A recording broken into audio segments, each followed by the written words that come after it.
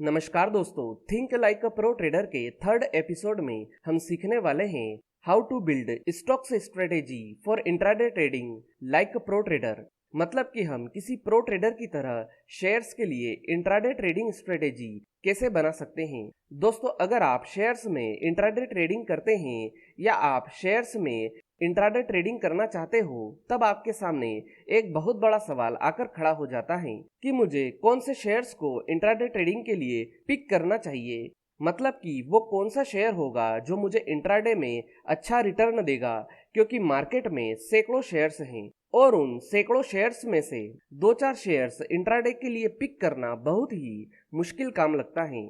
और अगर आपने किसी तरीके से दो चार शेयर्स इंट्राडे के लिए पिक कर भी लिए, तो क्या वे आज आपके हिसाब से चलेंगे? क्या वे आज आपको प्रॉफिट निकाल कर देंगे? ये कुछ सवाल हैं जो कि हर एक स्टॉक ट्रेडर के सामने इंट्राडे ट्रेडिंग करते समय आते हैं। तो आज हम इन्हीं सवालों का जवाब ढूंढने की कोशिश करेंगे एक प्रो ट्रेडर की तरह। यहाँ पर प्रो ट्रेडर की तरह से मेरा मतलब यह है कि जब कोई प्रो ट्रेडर स्टॉक्स में इंट्राडे ट्रेडिंग करता है तो वो किस तरह से स्टॉक्स को पिक करता है, वो किस तरह से अपने ट्रेड को डिजाइन करता है, वो किस तरह से ये डिसाइड करता है कि आज स्टॉक बुलिश रहेगा या बेरिश रहेगा। वो कैसे इंट्राडे ट्रेडिंग में 70 to 80% की एक्यूरेसी लाता है, उन मेथड्स को मैं आपको बताने जा रहा हूँ। और उन मेथड्स का यूज करके आप किस तरह से अपनी खुद की एक सक्सेसफुल ट्रेडिंग स्ट्रेटेजी बिल्ड कर सकते हैं, मैं आपको इस एपिसोड में यह समझाने की कोशिश कर रहा हूँ। दोस्तों, मेरा यह वीडियो थोड़ा सा लंबा हो सकता है क्योंकि मैं आपको इंट्राडे स्टॉक स्ट्रेटेजी से जुड़ी हर एक चीज को फुल डिटेल में समझाने की कोशिश करूंगा, इसलिए आप इस वीडियो को पूरा देखिए। बीच में कहीं पर भी वीडियो को स्किप करने की कोशिश नहीं करना है, क्योंकि अगर एक भी पॉइंट मिस हो गया तो हो सकता है कि आप सही तरीके से स्ट्रेटेजी बिल्ड नहीं कर पाओगे। तो चलिए दोस्तों, अब हम सीधा टॉपिक पर आते हैं और इसकी शुरुआत हम एक एग्जाम्पल से करते हैं ताकि आपको ये समझ में आ सके कि मैं आपको क्या समझाने की कोशिश कर रहा हूँ। दोस्तों, मान लीजिए कि हमें क्रिकेट खेलना है। हमारे पास एक क्रिकेट बैट है और दो अलग अलग बॉल्स हैं, जैसा कि आप वीडियो में देख सकते हैं। अब जैसा कि हमारे पास दो बॉल हैं और हमें खेलना क्रिकेट है, तो हमें क्रिकेट बॉल को ही सिलेक्ट करना होगा। हम यहाँ पर फुटबॉल से क्रिकेट नहीं खेल सकते हैं। उसी तरह जब हम इंट्राडे ट्रेडिंग करना चाहते हैं तो हमें उन्हीं टूल्स को यूज करना होगा, उन्हीं टेक्निक्स को फॉलो करना होगा जो कि इंट्राडे के लिए ही बनी है। जैसा कि हम यहाँ पर स्टॉक्स में इंट्राडे ट्रेडिंग करने की बात कर रहे हैं, तो यहाँ पर जो हम टाइम फ्रेम यूज करेंगे वो इंट्राडे के हिसाब से ही होना चाहिए, जैसे कि 2 मिनट, 5 मिनट, 10 मिनट या 15 मिनट। ये सभी टाइम फ्रेम इंट्राडे ट्रेडिंग के लिए परफेक्ट हैं। इसी प्रकार हम चार्ट को एनालाइज करने के लिए भी उन्हीं टूल्स का यूज करेंगे जो कि इंट्राडे ट्रेडिंग के लिए ही बने हैं, जैसे कि वीवेब, 5 की ईएमए, 7 की ईएमए, 14 की ईएमए, 25 की EMA, pivot point, super trend, यह सभी टूल्स और ईएमए इंट्राडे ट्रेडिंग के लिए बेस्ट मानी जाती हैं। आप चाहें तो किसी और टूल का भी यूज कर सकते हैं जो कि इंट्राडे ट्रेडिंग के हिसाब से बेस्ट हो। चलिए दोस्तों, अब हम इस बात पर चर्चा कर लेते हैं कि जब हम शेयर्स में इंट्राडे ट्रेडिंग करेंगे तब हम ये कैसे डिसाइड करेंगे कि आज हमें शेयर्स को बाय करना है या शॉर्ट सेल करना है। तो देखिए, इसका बहुत ही सिंपल सा सॉल्यूशन है जिसको हम स्टॉक ट्रेडिंग में फॉलो करेंगे, और वो सॉल्यूशन है इंडेक्स। इंडेक्स यानी कि Nifty, bank Nifty, fin Nifty, mid cap Nifty. तो अब सवाल ये है कि हम काम तो स्टॉक्स में कर रहे हैं, तो इंडेक्स कैसे हमारा सॉल्यूशन है? तो इसका जवाब ये है कि जब हमें मार्केट को ट्रैक करना होता है कि आज शेयर मार्केट ऊपर गया है या नीचे गया है, तो हम सीधा इंडेक्स को देखते हैं। अगर इंडेक्स बुलिश है तो इसका सिंपल सा मीनिंग है कि आज शेयर बाजार ऊपर गया है, और अगर इंडेक्स बेरिश है तो इसका सिंपल सा मीनिंग है कि आज शेयर बाजार नीचे गया है। तो यहाँ पर इंडेक्स हमारा सॉल्यूशन इस तरह से होगा कि अगर सुबह 9:15 पर इंडेक्स बुलिश है तो हमें स्टॉक्स को बाय करके चलना है, और अगर सुबह 9:15 पर इंडेक्स बेरिश है तो हमें स्टॉक्स को शॉर्ट सेल करके चलना है। मेरे हिसाब से आपको ये सिंपल सी बात समझ में आ गई होगी। अब यहाँ पर एक और सवाल ये आता है कि इंडेक्स कितना बुलिश या बेरिश होना चाहिए। तो देखिए, यहाँ पर मैं अपने एक्सपीरियंस से आपको ये बता सकता हूँ कि इंडेक्स कम से कम 50 पॉइंट प्लस होना चाहिए या माइनस होना चाहिए। यहाँ पर मैं निफ्टी की बात कर रहा हूँ। अगर सुबह 9:15 पर निफ्टी 50 पॉइंट या उससे ज्यादा प्लस है तो मैं स्टॉक्स को बाय करके चलूंगा, और अगर सुबह 9:15 पर निफ्टी 50 पॉइंट या इससे ज्यादा माइनस होगी तो मैं स्टॉक्स को शॉर्ट सेल करके चलूंगा। अगर सुबह 9:15 पर निफ्टी 50 पॉइंट से कम प्लस या माइनस होगी तो इस कंडीशन में मैं ये समझूंगा कि आज स्टॉक्स साइडवेज ट्रेंड में रहेंगे। ये एक सिंपल सा लॉजिक लेकर मैं यहाँ पर चल रहा हूँ। अब यहाँ पर आखिरी सवाल ये आता है कि हम इंट्राडे ट्रेडिंग के लिए स्टॉक्स को कैसे पिक करेंगे, क्योंकि शेयर बाजार में सैकड़ों स्टॉक्स हैं और उन सैकड़ों स्टॉक्स में से इंट्राडे ट्रेडिंग के लिए स्टॉक्स पिक करना कोई आसान काम तो है नहीं। देखिए, इसके लिए भी एक बहुत ही इजी सॉल्यूशन है जिससे कि आप आसानी से इंट्राडे के लिए स्टॉक्स पिक कर सकोगे। इसके लिए आपको बस करना इतना है कि आपको अपनी ट्रेडिंग ऐप में जाना है। जैसे कि मेरे पास एंजल वन का ट्रेडिंग ऐप है तो मैं आपको इसमें बता देता हूँ। अगर आपके पास कोई दूसरा ऐप है तो आप उसमें देखिएगा। जैसा कि आप वीडियो में देख सकते हैं कि मैंने एंजल वन का ऐप खोल रखा है।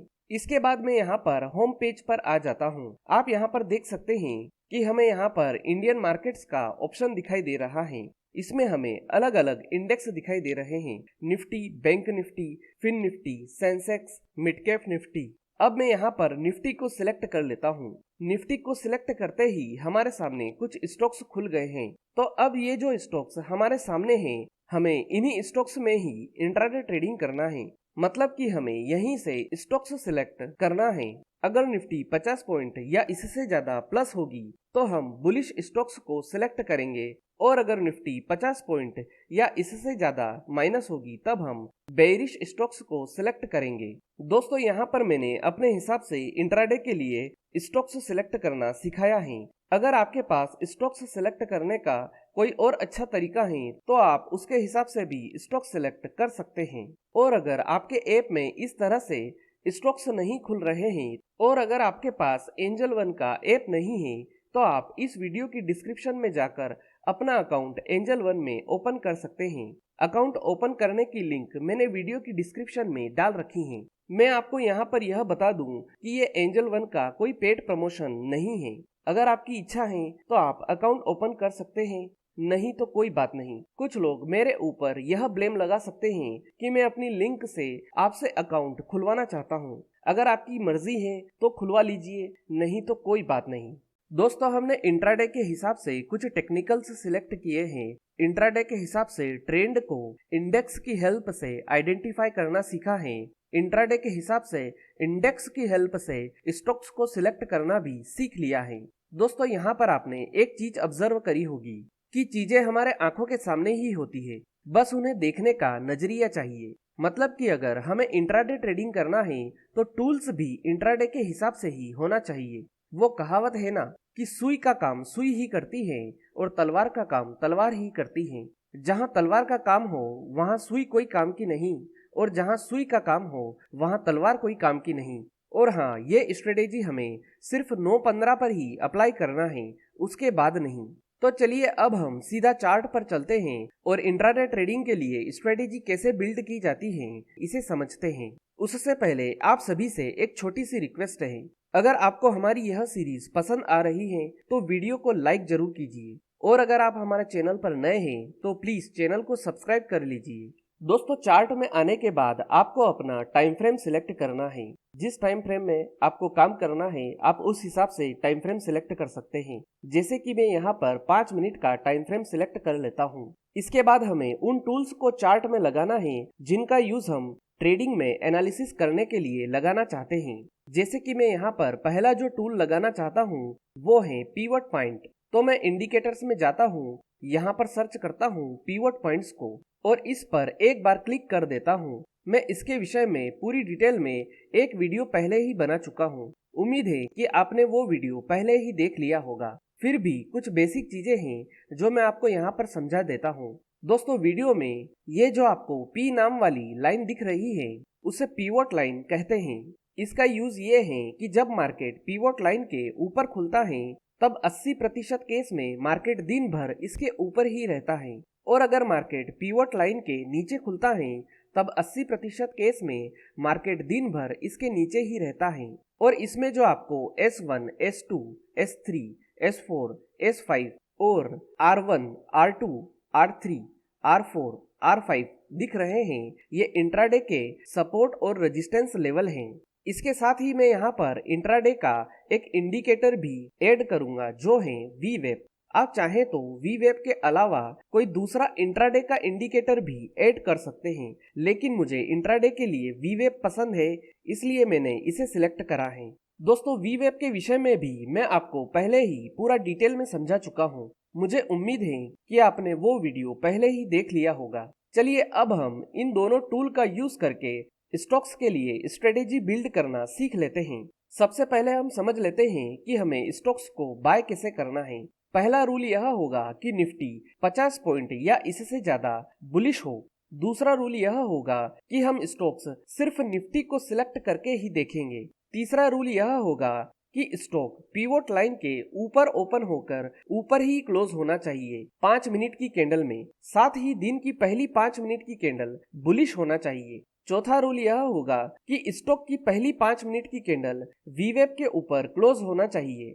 अब हम बात कर लेते हैं कि हमें स्टॉक्स को शॉर्ट सेल कैसे करना है।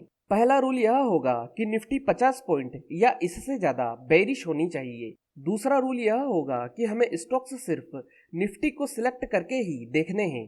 तीसरा रूल यह होगा कि स्टॉक पिवोट लाइन के नीचे ओपन होकर नीचे ही क्लोज होना चाहिए 5 मिनट की कैंडल में, साथ ही दिन की पहली 5 मिनट की कैंडल बेरिश होना चाहिए। चौथा रूल यह होगा कि स्टॉक की पहली 5 मिनट की कैंडल VWAP के नीचे क्लोज होना चाहिए। दोस्तों, बाय साइड और शॉर्ट सेल साइड के रूल्स को जानकर आपको ये बात समझ में आ ही गई होगी कि ये जो स्ट्रेटेजी है वो हमने सुबह 9:15 के हिसाब से डिजाइन करी है।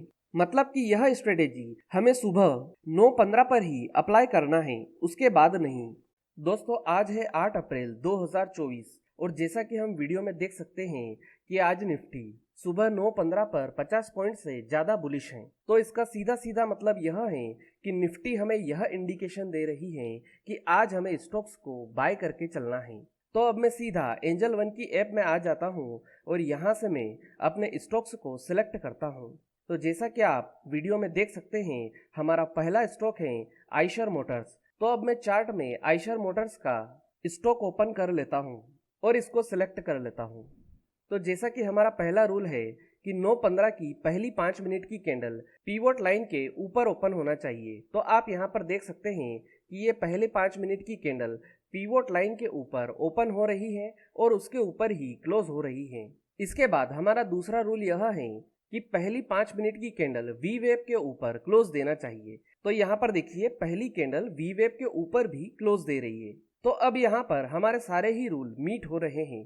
तो अब हमें अगली कैंडल में यानी कि इस वाली कैंडल में बाय कर लेना है और जो पहली कैंडल है उसके लो के नीचे का हमें स्टॉप लॉस लगाना है। मतलब कि 9:15 वाली कैंडल के लो के नीचे का हमें स्टॉप लॉस लगाना है। अब यहाँ पर अगला सवाल यह आता है कि हमारा टारगेट क्या होगा। तो यहाँ पर हम जो हमारा पहला टारगेट मानकर चलेंगे वो होगा R2 का। मेरा कहने का यहाँ पर यह मतलब है कि R2 जो है वो हमारा फर्स्ट टारगेट रहेगा। हम यहाँ पर आकर हमारा प्रॉफिट बुक कर सकते हैं।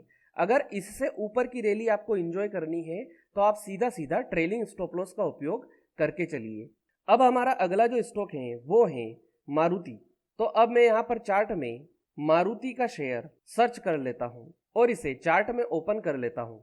तो यहाँ पर हमारा पहला जो रूल है वो ये है कि 9:15 की जो पहली कैंडल है वो पिवट लाइन के ऊपर ओपन होकर ऊपर ही क्लोज होना चाहिए। तो यहाँ पर हम देख सकते हैं कि ये 9:15 वाली जो कैंडल है ये पिवट लाइन के ऊपर ओपन होकर ऊपर ही क्लोज हो रही है।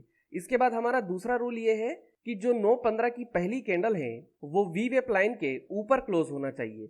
तो हम यहाँ पर क्लियर देख सकते हैं कि ये वाली कैंडल जो 9:15 की है वो VWAP लाइन के ऊपर क्लोज हो रही है।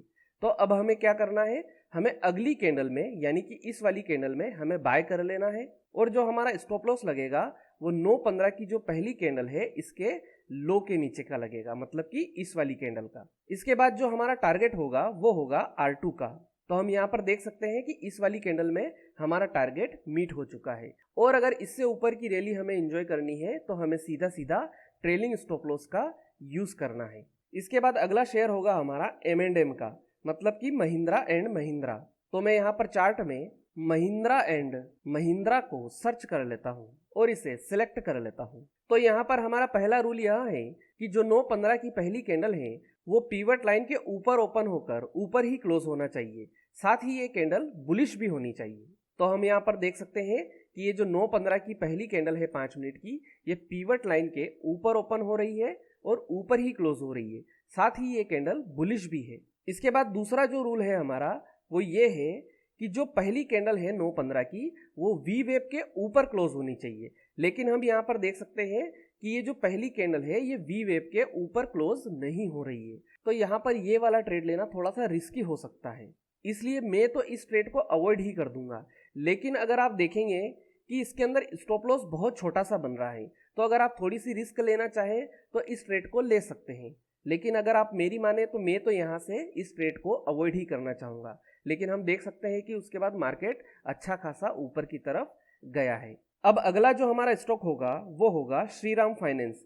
तो मैं यहाँ पर चार्ट में श्रीराम फाइनेंस के स्टॉक को सर्च करता हूँ और इसे चार्ट में लगा लेता हूँ। अब जैसा कि हमारा पहला रूल है कि पहली जो कैंडल है 9:15 वाली वो पीवट लाइन के ऊपर ओपन होकर ऊपर ही क्लोज होना चाहिए, साथ ही वो बुलिश भी होना चाहिए। तो हम यहाँ पर देख सकते हैं कि ये जो पहली कैंडल है ये पीवट लाइन के ऊपर ओपन हो रही है और ऊपर ही क्लोज हो रही है, साथ ही ये बुलिश भी है। इसके बाद जो हमारा दूसरा रूल है वो ये है कि 9:15 की जो पहली कैंडल है वो वीवेप लाइन के ऊपर क्लोज होना चाहिए। तो हम यहाँ पर देख सकते हैं कि ये जो कैंडल है क्लियर वीवेप लाइन के ऊपर क्लोज हो रही है।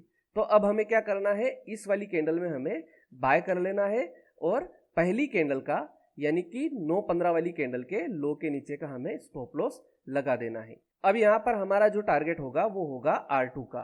तो हम देख सकते हैं कि इस वाली कैंडल में हमारा टारगेट अचीव हो चुका है। लेकिन हम यहाँ पर रिस्क रिवार्ड रेशो को देखेंगे तो 1:1 के लगभग हमें रिस्क रिवार्ड रेशो दिखाई दे रहा है। इसके बाद हम देखते हैं तो प्राइस R3 तक भी पहुंचा है। तो अगर हम यहाँ पर इस स्टॉक में एंट्री करते हैं और अगर हम ट्रेलिंग स्टॉप लॉस को लेकर चलते हैं तो कहीं ना कहीं हमें 1:2 का टारगेट तो यहाँ पर दिखाई देता ही है। इसके बाद अगला जो हमारा स्टॉक होगा वो होगा रिलायंस का। तो अब मैं यहाँ पर चार्ट में रिलायंस के स्टॉक को सर्च कर लेता हूँ और इसे चार्ट में लगा लेता हूँ। तो यहाँ पर हमारा पहला जो रूल है वो ये है कि 9:15 की जो पहली कैंडल हो 5 मिनट की वो पीवट लाइन के ऊपर ओपन होकर ऊपर ही क्लोज होना चाहिए, साथ ही वो बुलिश कैंडल होना चाहिए। तो हम यहाँ पर देख सकते हैं कि ये हमारी पहली कैंडल है जो कि पीवट लाइन के ऊपर ओपन होकर ऊपर ही क्लोज हो रही है और साथ ही ये बुलिश भी है। इसके बाद हमारा जो दूसरा रूल है वो ये है कि जो पहली कैंडल हो 9:15 की वो वी वेप लाइन के ऊपर क्लोज होना चाहिए। तो यहाँ पर हम देख सकते हैं कि ये वाली जो कैंडल है 9:15 की वो वी वेप लाइन के ऊपर भी क्लोज हो रही है। तो अब हमें इस वाली कैंडल में बाय कर लेना है और जो हमारा स्टॉप लॉस लगेगा वो पहली कैंडल के लो के नीचे का लगेगा, यानी कि 9:15 वाली कैंडल का।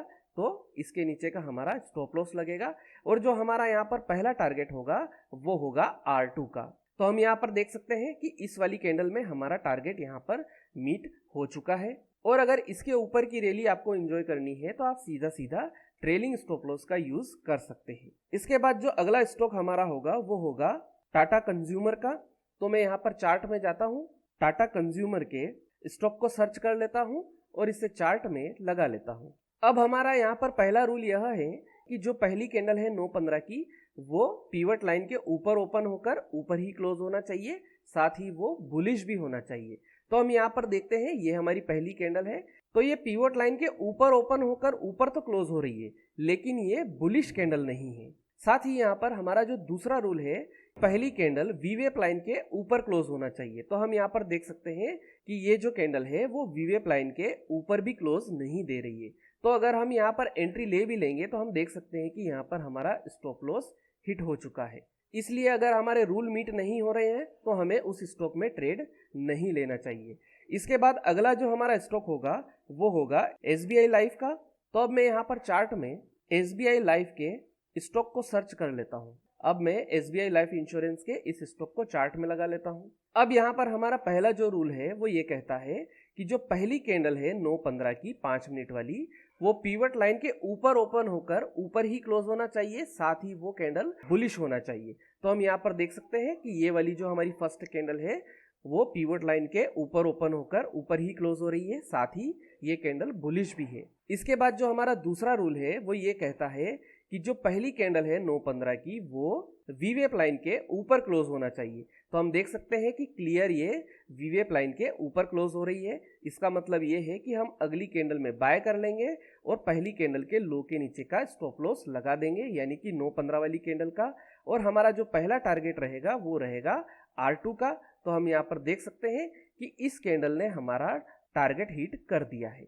अगर इससे ऊपर हमें जाना है तो हमें सीधा सीधा ट्रेलिंग स्टॉप लॉस का यूज यहाँ पर करना है। इसके बाद अगला जो हमारा स्टॉक होगा वो होगा सिप्ला का। तो अब मैं यहाँ पर चार्ट में सिप्ला को सर्च कर लेता हूँ और इसे चार्ट में ऐड कर देता हूँ। अब यहाँ पर हमारा पहला रूल यह कहता है कि जो पहली कैंडल है 9:15 वाली 5 मिनट की, वो पीवट लाइन के ऊपर ओपन होकर ऊपर ही क्लोज होना चाहिए, साथ ही वो कैंडल बुलिश होनी चाहिए। लेकिन हम यहाँ पर देखते हैं कि ये जो पहली कैंडल है ये ऊपर तो ओपन हुई है लेकिन ऊपर क्लोज नहीं हुई है। तो इस सिचुएशन में हम ट्रेड नहीं लेंगे क्योंकि यहाँ पर हमारे रूल मीट नहीं हो रहे हैं।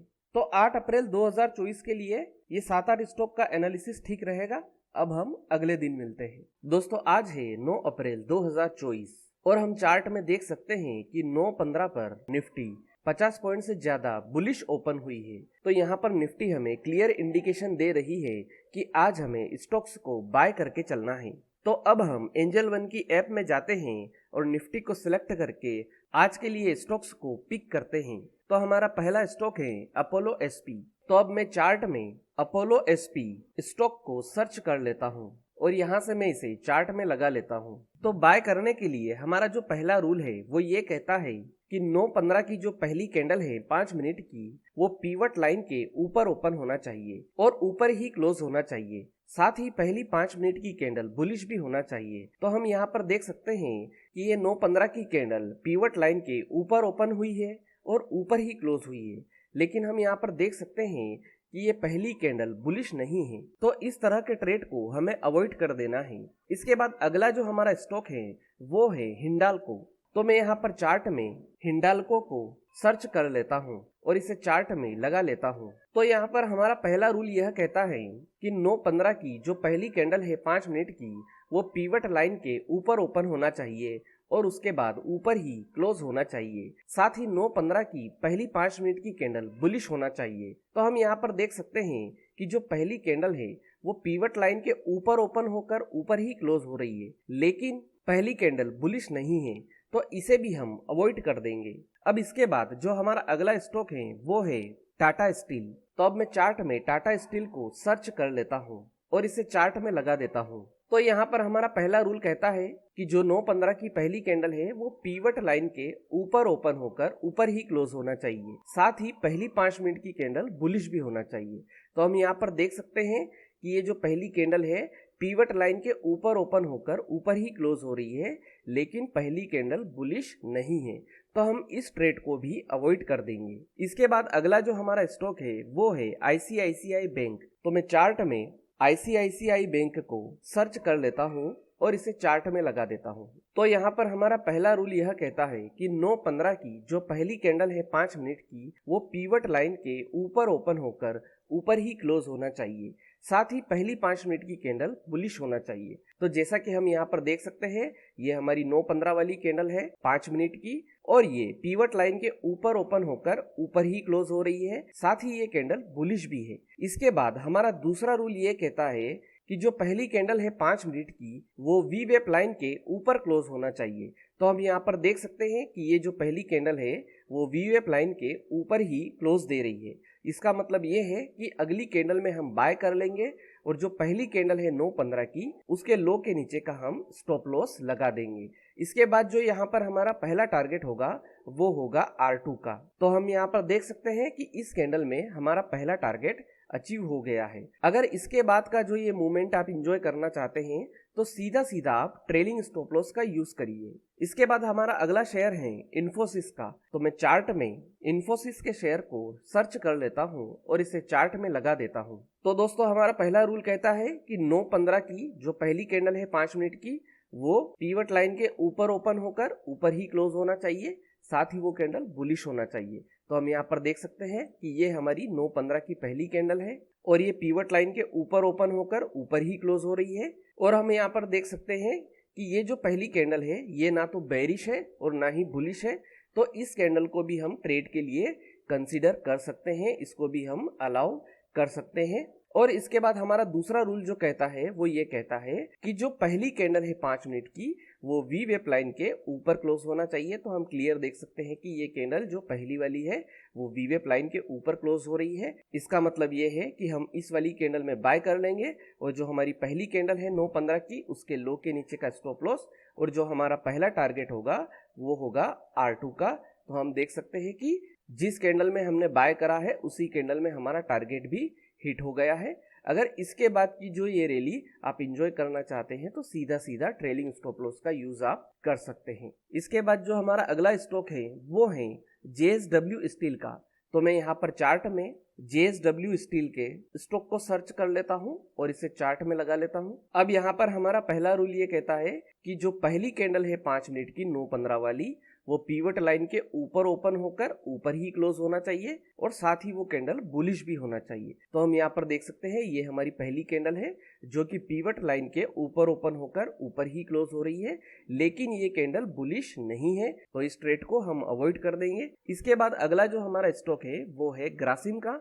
तो मैं चार्ट में ग्रासिम के स्टॉक को सर्च कर लेता हूँ और इसे चार्ट में लगा देता हूँ। तो यहाँ पर हमारा पहला रूल ये कहता है कि जो 9:15 की पहली कैंडल है 5 मिनट की, वो पीवट लाइन के ऊपर ओपन होकर ऊपर ही क्लोज होना चाहिए, साथ ही वो कैंडल बुलिश भी होना चाहिए। तो हम यहाँ पर देख सकते हैं ये हमारी पहली कैंडल है जो कि पीवट लाइन के ऊपर ओपन होकर ऊपर ही क्लोज हो रही है, लेकिन हम जैसा कि देख सकते हैं ये कैंडल ना तो बुलिश है और ना ही बेरिश है, लेकिन इसे ट्रेड के लिए हम कंसीडर कर सकते हैं। इसके बाद दूसरा जो रूल है वो हमें ये कहता है कि जो पहली कैंडल है 9:15 की, वो वी वेप लाइन के ऊपर क्लोज होना चाहिए। तो हम यहाँ पर क्लियर देख सकते हैं कि जो पहली कैंडल है वो वी वेप लाइन के ऊपर क्लोज हो रही है। इसका मतलब ये है कि हम अगली कैंडल में बाय कर लेंगे और पहली कैंडल के यानी कि 9:15 वाली कैंडल के लो के नीचे का हम स्टॉप लॉस यहाँ पर लगा देंगे। इसके बाद जो हमारा पहला टारगेट होगा वो होगा R2 का। तो हम यहाँ पर देख सकते हैं ये हमारा R2 है और अभी तक प्राइस यहाँ तक नहीं आया है, अभी हमें इसके लिए वेट करना पड़ेगा और जब प्राइस R2 तक आ जाएगा तो हम इसे अपना प्रॉफिट बुक समझेंगे। इसके बाद अगला जो हमारा स्टॉक है वो है एक्सिस बैंक का। तो मैं यहाँ पर चार्ट में एक्सिस बैंक के स्टॉक को सर्च कर लेता हूँ और इसे चार्ट में लगा लेता हूँ। तो यहाँ पर हमारा पहला रूल ये कहता है कि जो पहली कैंडल है 9:15 की 5 मिनट वाली, वो पीवट लाइन के ऊपर ओपन होकर ऊपर ही क्लोज होना चाहिए, साथ ही पहली कैंडल बुलिश भी होना चाहिए। तो हम यहाँ पर देख सकते हैं कि जो पहली कैंडल है वो ऊपर तो ओपन हुई थी, लेकिन बाद में ये पीवट लाइन के नीचे आकर क्लोज हो गई। तो यहाँ पर जो हमारा पहला रूल है वो मीट नहीं हो रहा है, तो हम इस ट्रेड को अवॉइड कर देंगे। इसके बाद अगला जो हमारा स्टॉक है वो है अल्ट्राटेक सीमेंट का। तो मैं यहाँ पर चार्ट में अल्ट्राटेक सीमेंट के स्टॉक को सर्च कर लेता हूँ और इसे चार्ट में लगा देता हूँ। तो यहाँ पर हमारा पहला रूल ये कहता है कि जो पहली कैंडल है 9:15 की 5 मिनट वाली, वो पीवट लाइन के ऊपर ओपन होकर ऊपर ही क्लोज होना चाहिए, साथ ही पहली कैंडल बुलिश भी होना चाहिए। तो हम यहाँ पर देख सकते हैं कि ये हमारी पहली कैंडल है जो कि पीवट लाइन के ऊपर ओपन होकर ऊपर ही क्लोज हो रही है, लेकिन पहली कैंडल बुलिश नहीं है। तो इस तरह के ट्रेड को भी हम अवॉइड कर देंगे। तो दोस्तों 9 अप्रैल के लिए इतने स्टॉक का एनालिसिस ठीक रहेगा। दोस्तों आज है 10 अप्रैल 2024 और आज निफ्टी 50 पॉइंट से ज्यादा प्लस खुली है, मतलब कि ये हमारे लिए क्लियर इंडिकेशन है कि हमें स्टॉक्स को आज बाय करके चलना है। तो अब हम एंजल वन की ऐप में जाते हैं और वहां पर हमारे स्टॉक्स सेलेक्ट करते हैं। तो आज का जो पहला हमारा स्टॉक है वो है BPCL। तो मैं चार्ट में BPCL स्टॉक को सर्च कर लेता हूँ और इसे चार्ट में लगा देता हूँ। तो हमारा पहला रूल क्या कहता है कि जो 9:15 की पहली कैंडल है 5 मिनट की, वो पीवट लाइन के ऊपर ओपन होकर ऊपर ही क्लोज होना चाहिए, साथ ही पहली 5 मिनट की कैंडल बुलिश भी होना चाहिए। तो हम यहाँ पर देख सकते हैं कि ये जो पहली कैंडल है 5 मिनट की, वो पीवट पॉइंट के ऊपर तो क्लोज हो रही है, लेकिन ऊपर ओपन नहीं हो रही है, तो यहाँ पर हमारा रूल मीट नहीं हो रहा है, तो हम इस स्टॉक को अवॉइड कर देंगे। इसके बाद अगला जो हमारा स्टॉक है वो है कोल इंडिया। तो मैं कोल इंडिया को चार्ट में लगा लेता हूँ। तो एक बार फिर से हमारा पहला रूल क्या है कि जो पहली 5 मिनट की कैंडल है 9:15 वाली, वो पीवट लाइन के ऊपर ओपन होकर ऊपर ही क्लोज होना चाहिए, साथ ही ये कैंडल बुलिश भी होना चाहिए। लेकिन हम यहाँ पर भी देखते हैं कि जो पहली कैंडल है 9:15 की, वो पीवट लाइन के नीचे ओपन होकर ऊपर क्लोज हो रही है। तो इस कंडीशन में इस ट्रेड को भी हमें अवॉइड करना पड़ेगा, चाहे ये उसके बाद बढ़ गया हो, क्योंकि हम यहाँ पर एक्यूरेसी की बात कर रहे हैं। हमें अच्छी खासी एक्यूरेसी चाहिए, इसलिए हमारे सारे रूल मीट होंगे तो ही हम ट्रेड में एंट्री लेंगे। इसके बाद अगला जो हमारा स्टॉक है वो है कोटक बैंक। तो मैं कोटक बैंक को चार्ट में सर्च करके अब मैं इसे चार्ट में लगा लेता हूं। तो अब यहाँ पर हमारा पहला रूल क्या कहता है कि 9:15 की जो पहली कैंडल है वो पीवट लाइन के ऊपर ओपन होकर ऊपर ही क्लोज होना चाहिए, साथ ही पहली 5 मिनट की कैंडल बुलिश भी होना चाहिए। तो हम यहाँ पर देख सकते हैं कि ये हमारी पहली कैंडल है 9:15 की, और ये पीवट लाइन के ऊपर ओपन होकर ऊपर ही क्लोज हो रही है, साथ ही ये कैंडल बुलिश भी है। इसके बाद हमारा दूसरा रूल ये कहता है कि जो पहली 5 मिनट की कैंडल है 9:15 वाली, वो वीवेप लाइन के ऊपर क्लोजिंग दे। तो हम देख सकते हैं कि ये वाली कैंडल क्लियर वीवेप लाइन के ऊपर क्लोजिंग दे रही है। इसका मतलब ये है कि हम इस कैंडल में बाय कर लेंगे और फर्स्ट कैंडल के लो के नीचे का हमारा स्टॉप लॉस हो जाएगा, और जो हमारा यहाँ पर टारगेट होगा वो होगा R2 का। और इसके बाद अगर आप इस रैली को एंजॉय करना चाहते हैं तो सीधा सीधा आप ट्रेलिंग स्टॉप लॉस का यूज कीजिए। इसके बाद अगला जो हमारा स्टॉक है वो है हिंडाल्को। तो मैं हिंडाल्को को चार्ट में सर्च कर लेता हूं और इसके बाद इसे चार्ट में लगा लेता हूं। तो यहाँ पर हमारा पहला जो रूल है वो ये कहता है कि पहली कैंडल पीवट लाइन के ऊपर ओपन होकर ऊपर ही क्लोज हो, साथ ही कैंडल बुलिश भी होना चाहिए। तो हम यहाँ पर देख सकते हैं कि ये कैंडल पीवट लाइन के ऊपर ओपन होकर ऊपर ही क्लोज हो रही है, साथ ही ये कैंडल बुलिश भी है। इसके बाद जो हमारा दूसरा रूल है वो ये कहता है कि 9:15 की जो पहली कैंडल है 5 मिनट की, वो वी वेप लाइन के ऊपर क्लोज होना चाहिए। लेकिन हम यहाँ पर देख सकते हैं कि ये जो कैंडल है ये वी वेप लाइन के ऊपर क्लोज नहीं हो रही है। तो इस कंडीशन में भी हम इस ट्रेड को अवॉइड कर देंगे। अगर आप फिर भी इस ट्रेड को ले लेते हैं तो आप देखेंगे कि यहाँ पर हमारा स्टॉप लॉस हिट हो जाएगा। इसके बाद अगला जो हमारा स्टॉक है वो है भारती एयरटेल। तो मैंने इसे सर्च कर लिया है और अब मैं इसे चार्ट में लगा लेता हूँ। तो यहाँ पर हमारा पहला रूल क्या कहता है कि जो 9:15 की पहली कैंडल है 5 मिनट वाली, वो पीवट लाइन के ऊपर ओपन होकर ऊपर ही क्लोज हो, साथ ही कैंडल बुलिश होना चाहिए।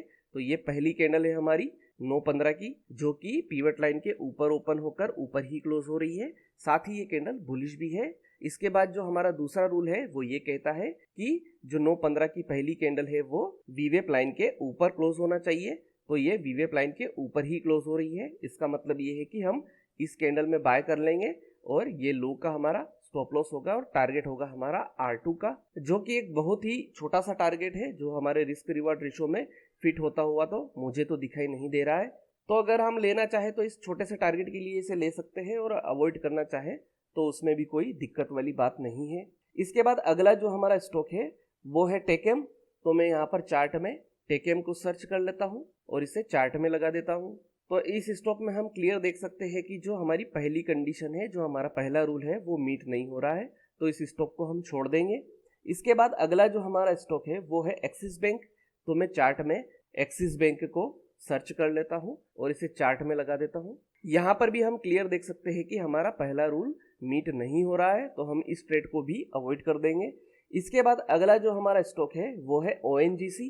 तो मैं ONGC को भी चार्ट में सर्च कर लेता हूँ और इसे चार्ट में लगा देता हूँ। इस स्टॉक में भी हम देख सकते हैं कि हमारा जो पहला रूल है वो मीट नहीं हो रहा है, क्योंकि इसकी ओपनिंग पीवट लाइन के नीचे हुई है। इसके बाद अगला जो हमारा स्टॉक है वो है NTPC। तो मैं चार्ट में NTPC स्टॉक को सिलेक्ट कर लेता हूँ। ठीक है, हम यहाँ पर क्लियर देख सकते हैं कि जो हमारा पहला रूल है वो मीट हो रहा है, साथ ही हमारा दूसरा रूल भी मीट हो रहा है। तो हम इस वाली अगली कैंडल में बाय कर लेंगे। ये लो के नीचे का हमारा स्टॉप लॉस होगा और यहाँ पर हमारा टारगेट होगा R2 का पहला टारगेट। तो अभी ये स्टॉक चल रहा है और जब ये टारगेट तक पहुंच जाएगा तो हम प्रॉफिट बुक कर लेंगे। तो दोस्तों 11 अप्रैल के लिए इतने स्टॉक्स का एनालिसिस ठीक रहेगा। तो दोस्तों आज है 12 अप्रैल 2024 और आज निफ्टी सुबह 9:15 पर 50 पॉइंट से ज्यादा माइनस खुली है। तो यहाँ पर निफ्टी हमें सीधा सीधा यह इंडिकेशन दे रही है कि आज हमें स्टॉक्स को शॉर्ट सेल करके चलना है। तो अब हम एंजल वन की ऐप में आ जाते हैं और यहाँ से हम स्टॉक्स सिलेक्ट करते हैं। इसके लिए हमें करना क्या है, हमें निफ्टी को सिलेक्ट करना है और इसके बाद ये जो हमारे सामने स्टॉक्स की लिस्ट है इसमें हमें सबसे नीचे की तरफ चले जाना है। क्योंकि आज निफ्टी 50 पॉइंट से ज्यादा बेयरिश है तो आज हम शॉर्ट सेल करके चलने वाले हैं।